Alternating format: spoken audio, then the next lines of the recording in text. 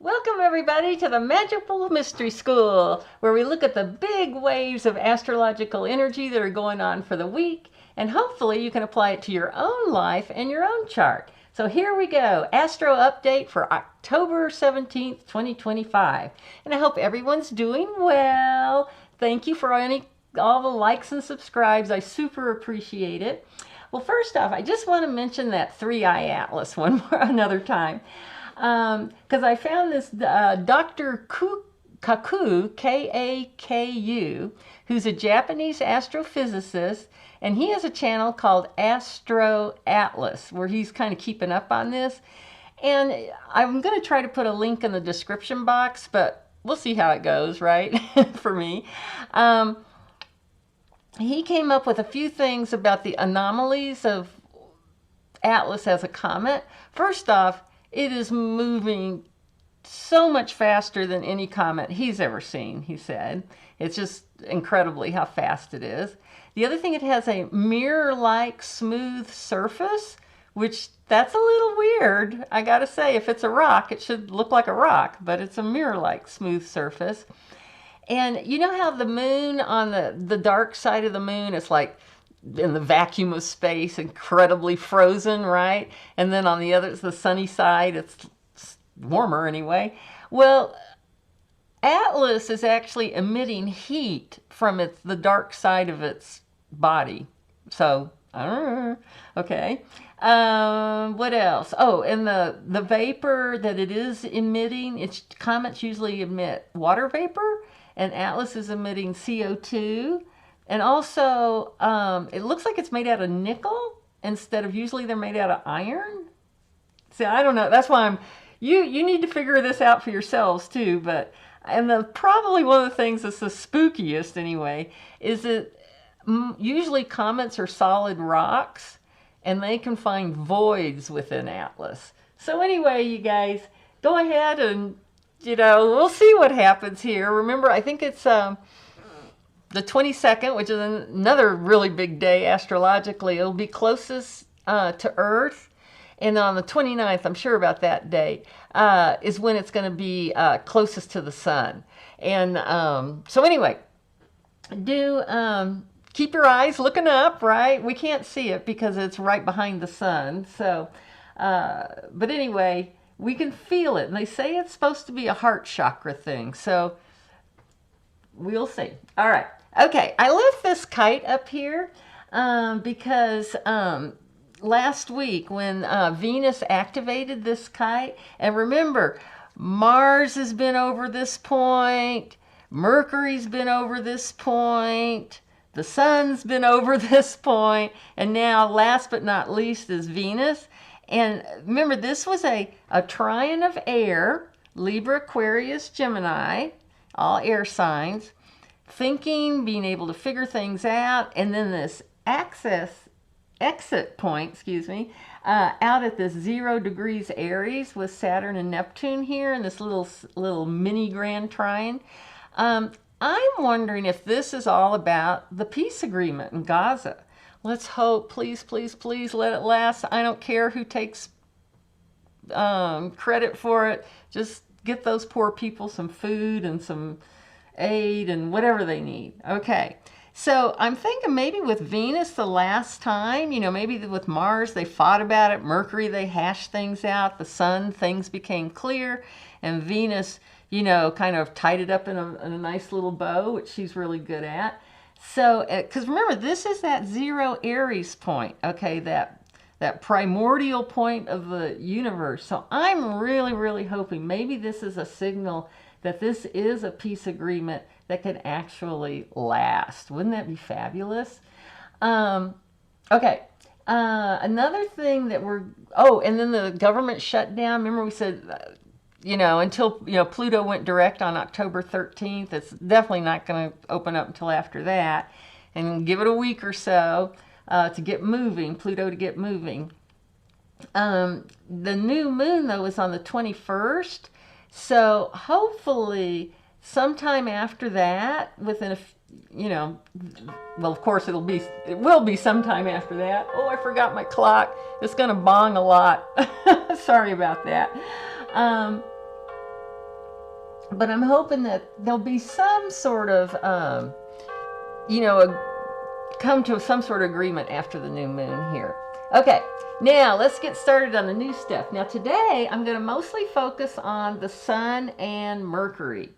And starting off literally on about midnight of October 16th, 17th, right in there, the Sun that's up here in Libra is going to square Jupiter, which is down here in Cancer.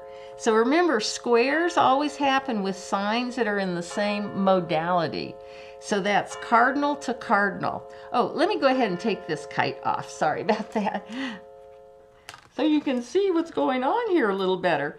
Okay, oops. All right, so just to show you those squares, now notice when I put this square down here, okay, you can see that it's hitting all these other cardinal signs. So Aries cardinal fire, Cancer cardinal water, Libra cardinal air, Capricorn cardinal earth. Okay, so that square's happening. And what does that mean? Well, the Sun is our life energy, right? And Jupiter is our expansive energy. This is our, life past, illumination, living in the now, and expanding everything it touches. Now, the two keys in the tarot that represent these are actually the best, most benevolent keys you can get. Let's see if we can get this to focus. That's always my, can I focus? The story of my life, right? Okay, so hopefully you can see these cards and see how the Sun is just, there we go, joy, learning things, illumination, the Wheel of Fortune, everything's coming to you. So it's great energy, but they're in a difficult aspect, the square energy. So what does that mean? Well, this means too much, okay? We're overconfident, okay? We don't think things through. We want it too much, too fast, and we think we can do everything all by ourselves and, anything like that. So, just remember when you find yourself saying, I don't care, I just want it now, okay? Whatever it is. Just remember you do care and step back, take a breath, and think it through a little bit, okay? Now, there's one good thing about this. Now, this happens on the 16th, 17th. Saturn up here is in Pisces, which is a water sign, mutable water. This is cardinal water.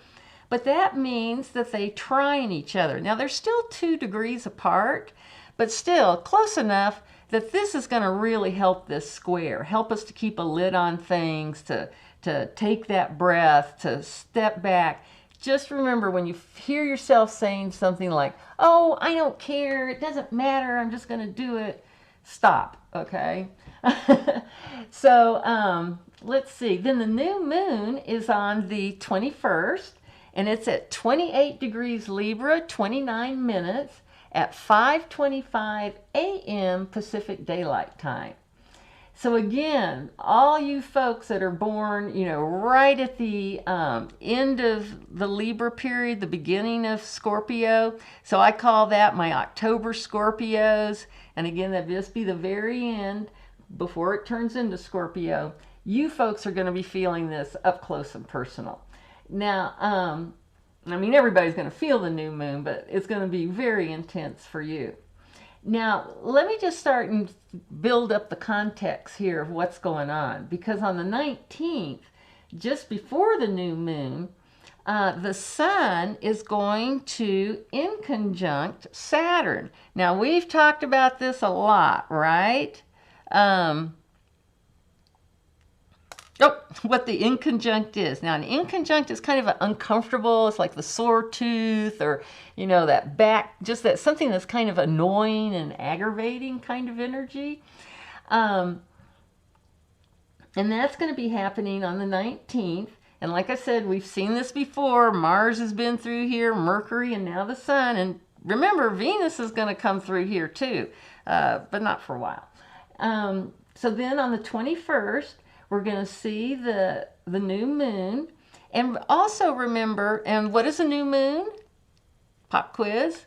It's when the sun, what's the aspect? It's when the sun and the moon conjunct, okay? So that means they're right on top of each other. That's why we can't see the moon at a new moon, because it's being hidden by the sun. So, and remember though, everything I'm going to be talking about, the sun, the moon is going to be doing this all on October 21st, just because it moves so fast. So keep that in mind, that the solar stuff is more about how you express yourself in the outer world. The lunar stuff, it's your subconscious. It's your inside your body, inside your home, inside, okay? So just remember that as I'm discussing these. Okay, then on the 22nd, now the 22nd, you got to circle that day on your calendar. There is so much going on, it's crazy. I mean, the build-up and the new moon, of course, I would get prepared for it, but here we go, okay? Because on the 22nd is when the sun is going to inconjunct Neptune, all right? Now, Neptune is literally, but just hours before that inconjunction, the Neptune is going to slide into Pisces. Remember, Neptune is retrograde, so it's going backwards. And let me just show you my wobble sheet again. You guys I hope you're not getting tired of it, but I can't think of any other way to describe this stuff or to show you guys. So here we go on the 22nd. Neptune goes into Pisces, and then it goes direct on December 10th, and then goes back into Aries on the 27th of January. Now remember, when it goes back into Pisces, it's going over 0 Aries. So again, that primordial degree is getting activated. But remember, with this whole period here, especially this whole month of November and into December, we got to give Neptune a few days, a few weeks to get moving forward. This, I think, is going to be our most critical time. For us personally. I mean, be prepared. You may feel depression. Remember, Neptune is the ruler of Pisces, so we can get into some really swampy, watery stuff here, feeling confused, lost, feeling crazy. That's for me. For me, it's have we done this before? Okay, it's just feeling like we're repeating it. But how do you work with this? Keep going back to your spiritual practice, okay? Gratitude, appreciation, music. Bach is a wonderful music to listen to.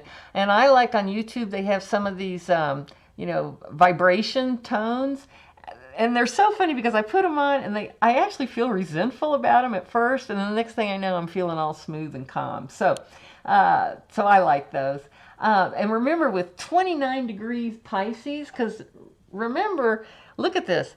Pisces it goes into Pisces, and then it goes direct at 29:23. So it's literally in about 6 weeks here, moved 47 minutes. Nothing, right? And it's been sitting at 29 degrees. And this is 29 degrees of the zodiac, not just Pisces. Then when it goes over Aries again, that 0 Aries point, it'll be still sitting on that, have been sitting on that 29 degree until the end of January. So that's what I mean. This is like, let go, people. This is the time to, the best thing I could come up with is like, if you've got how when you have one of these really ugly scabs, I'm thinking more back when I was a kid, and then finally the scab would fall off. And the skin looks, it's kind of pink, but it looks okay. So it's kind of like that. We're scraping off the scab of a lot of things. So again, your spiritual practice, like for me, it's walking. I love to get out and just be in the now and try not to, and just be with nature. Other people, they like meditating or reading some spiritually uplifting information. if you get any negative self-talk coming in, jump on it as fast as you can catch it, and then go to this spiritual stuff, because this inconjunct is not going to be fun, okay? And if you watch any videos or anything like that and you start feeling intense and a little scary and like, move on. Do something different immediately, okay? Because with this Neptune here, we're not really trying to fix anything or do anything or figure anything out. More what we're doing is lifting our vibration. Okay, this is Pisces, okay? 0 Aries. We're coming into a whole new consciousness, okay? So really, you know, think, you know, your answer to feeling bad about something isn't necessarily going out and doing something about it. It may be just soothing your energy, lifting it with Bach or whatever it is. Go for a bike ride, whatever it is, lift your energy. That's what you want to become a master of, especially during this November, December period. Okay.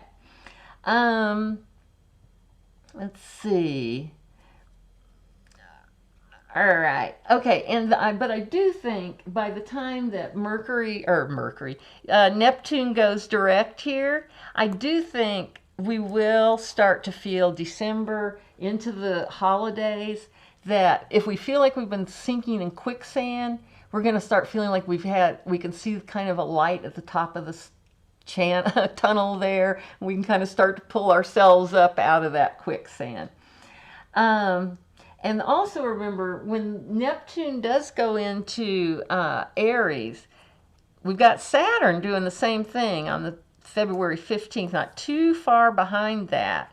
So just remember, this may not be necessarily like someone turning the lights on in the room, but more like coming out of anesthesia where you're all kind of groggy and like, who am I? Why am I here? Where am I? What's going on? All that kind of stuff. Okay. Alrighty. So, good. Okay, then on October 22nd, just after the new moon, the sun is going to inconjunct Neptune. Remember, they're right there together. But just like literally like 22 minutes before the sun inconjuncts Neptune, the sun goes into Scorpio. I'll remove the moon. The moon is long gone by this point. You know how fast the moon moves. So the sun is going to be right there at that 0 degrees of Scorpio, and then moving into this in conjunction with Neptune. So again, look to that spirituality to help you out. Now, sun in Libra is let's be nice, let's make friends, like the best out of everything, all that kind of good stuff. Well, the sun in Scorpio is a little bit different, right? The sun in Scorpio, you know, secrets. Oh, it's fixed water, so deep emotions, passions, that type of thing. So very secretive, though. Someone who has a lot of Scorpio in their chart kind of have this energy of figure me out. I'm a mystery, you know, that kind of thing. Okay. But just remember, Scorpios will be your most loyal friends. They will keep your secrets to till their dying days. And on the flip side of that, though, Scorpio can be your most dangerous enemy because they can be pretty ruthless, all right? Remember, Scorpio, energy, sex, death, and other people's money is basically the theme there. Okay, now remember there's 3 levels to Scorpio. There's the Scorpion, which is the, you know, sneaking around, kind of criminal element, adultery, all that kind of stuff. And then there's the Eagle, which is very proud, very independent. Don't tell me what to do. I'm the master of myself. I can fly above it all. And all of these actions are about getting power. That's what Scorpio is about. And then the top level, the 3rd level, is the dove, the peace dove. Do no harm. And, you know, it's amazing to think that when someone can stand there in their power, in their peace, that they can, that is really the most powerful use of Scorpio. And that gal, Letitia James, I haven't seen her that much in front of the camera, but she seems to kind of be that. I mean, she is such a, you know, she doesn't talk too fast. She doesn't seem, you know, she's very methodical about her speech as well as everything else. So she's, you know, I think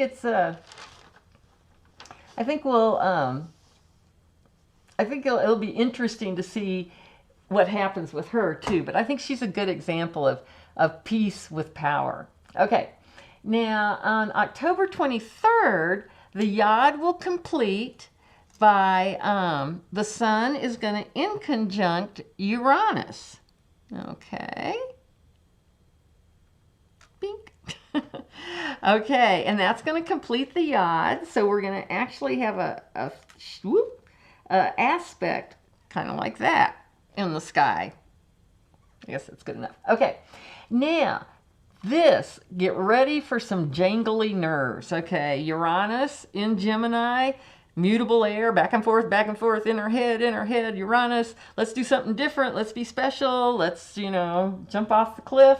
Well, I'm sure you've seen that Fool card that's associated with Uranus. So you could feel erratic behavior from all around you. Now, I call this the Jimmy Kemmel aspect because Jimmy Kemmel has Mercury at 2 degrees Scorpio. And the first time this came over with Mars is when he got, what did they call it, suspended off the air. And then, you know, but boy, did he keep his mouth shut, right? And he's also his sun sign was like 20, I think, Scorpio, something like that. So he didn't, did you notice that? He didn't peep nothing until they figured it out, right? But you know, and from what he said afterwards, I mean, this was awful for him. Talk about inconjuncts, and I'm sure he was up all night. And interestingly enough, him as well as Stephen Colbert have talked about one of the worst things about this for them personally is their staff are losing their jobs. So I thought that was kind of interesting. So get ready for those jangly nerves and erratic behaviors and all that kind of stuff. Then, last but not least, on October 24th, the Sun is going to square Pluto. Okay, so this is fixed water. Aquarius is fixed air. So that creates that square there. And all the other fixed signs, Taurus and Leo, will also be highlighted. So look for those in your chart if they're getting... if you've got something in those too, because you could be getting oppositions and T-squareds and all that good stuff. But what is Sun square Pluto? Watch out, people. This is domination. This is power plays. This is the desire to want to remake others and other things,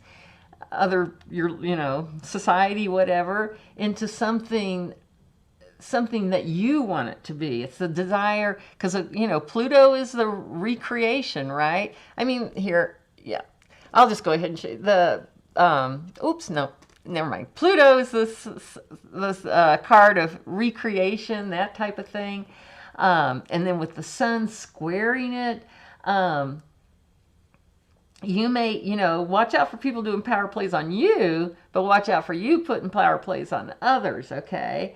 So, if you find yourself saying, if only so-and-so would, or if only so-and-so would be, that kind of thing, just take a stop and say, well, maybe if only I was inside, okay? So keep that in mind, that if you start thinking somebody else needs to change to make you feel better, that's that Sun square Pluto, and you kind of want to force them to do that, take a breath and step back. Okay, so that's the Yod, and now I'm going to go ahead and talk about Mercury a little bit. So, and Mercury, and I'm going to go back in time, back to October 20th, because that's when, I'll go ahead and take this off,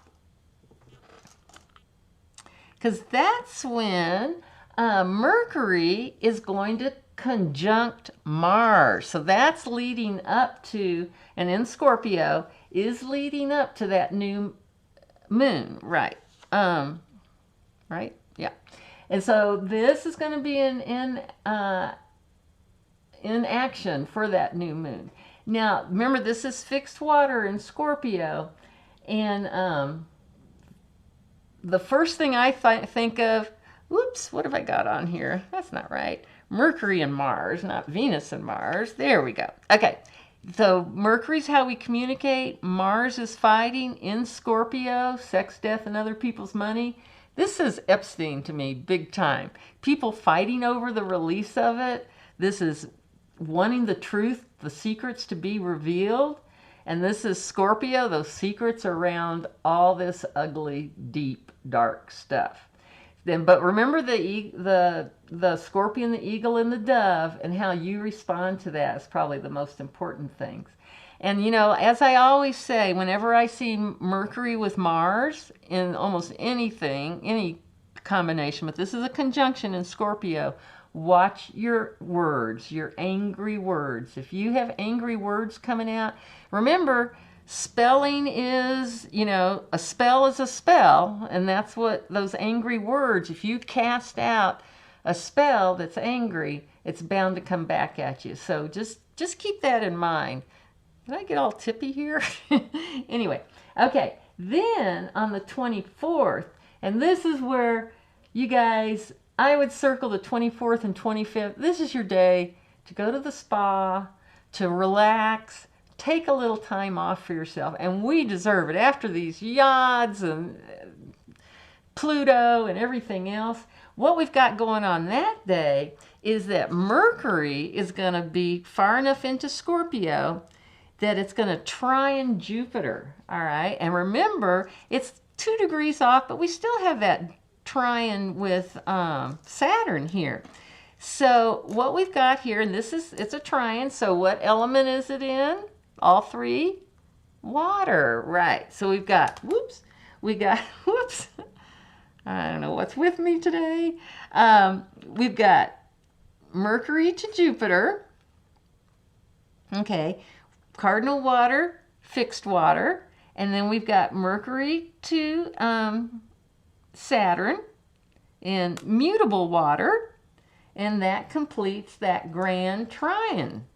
And what a way, like I said, I mean, grand trines are the best. The only difficulty with trines is you don't use them as much as you should. But really, take this time for Jupiter and Cancer, self-care, love of your family. Think about how you want to feel in your family in the future, all that kind of stuff. Saturn, and you can't help pull Neptune in a little bit here. You know, this gives us reality checks that we can do it more in a real way. And with this Neptune, you know, again, we can really embrace that spirituality, that meditation, and all that kind of stuff. And then Mercury in Scorpio, determined passion about all of these things that are going on. So really make some time for yourself and spend those 2 days feeling your emotions and loving your life and your future and all these good things that you've got going on. Okay, so I thank you so much. This is basically the end of this bit, and I just wanted to say real quickly, you know, when I started doing this channel, the current events part of this channel, I was thinking, oh, I'll do a 15 or 20 minute video a week. Well, it seems like I'm having a pretty hard time getting them under 30 minutes typically. So I really was thinking, I'd love to have your comments on this. Do you like the one a week, like I'm kind of doing? Do you like that? Or would you rather me do 2 videos a week and maybe do 15, 20 minutes twice a week, something like that? So that I'd get in the same information. But there are some things, like I would love to talk about how to use the moon as it moves around, spend a little more time on that. And there's some other things that I wish I could just bring out for you guys, just to so you can use it in your own chart more than anything. Okay, everybody, now I'm done, and hope you have a great week. And and we'll see you next week. Bye. Just remember, from there to here, from here to there, funny things are everywhere.